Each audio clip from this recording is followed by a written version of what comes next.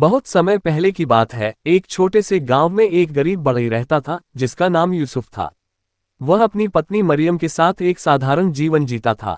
मरियम एक दयालु और ईश्वर में आस्था रखने वाली महिला थी। एक दिन मरियम को एक दिव्य संदेश मिला। एक स्वर्गदूत जिसका नाम गैब्रियल था उनके पास आया और कहा, मरियम, तुम एक पवित्र आत्मा से गर्भवती हो गई हो और तुम्हारे पुत्र का नाम यीशु होगा। वह एक महान व्यक्ति बनेगा और उसे ईश्वर का पुत्र कहा जाएगा।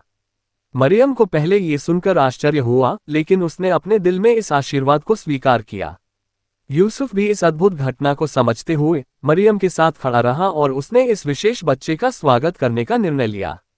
कुछ महीनों बाद राजा हेरोदेस ने एक आदेश जारी किया कि हर व्यक्ति को अपने मूल गांव में जाकर जनगणना में शामिल होना होगा।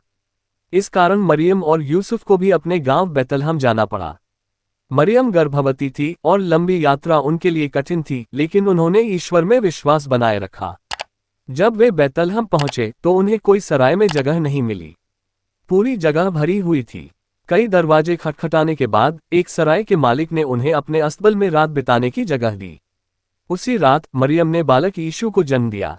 इस गरीब और साधारण अस्तबल में एक पवित्र आत्मा के रूप में ईश्वर का पुत्र धरती पर अवतरित हुआ। ये बाल यीशु का जन्म था, जो बाद में लोगों के दिलों में करुणा, प्रेम और शांति का संदेश लेकर आएंगे। उनके जन्म से आकाश में एक उज्ज्वल तारा चमका, जो इस बात का संकेत था कि संसार में कुछ अद्भुत घटित हुआ है। इस प्रकार बाल यीशु की यात्रा का पहला भाग यहीं समाप्त होता है, लेकिन ये शुरुआत थी उस महान यात्रा की जो उन्हें दुनिया के सभी लोगों के लिए ईश्वर का संदेश देने के लिए प्रेरित करेगी।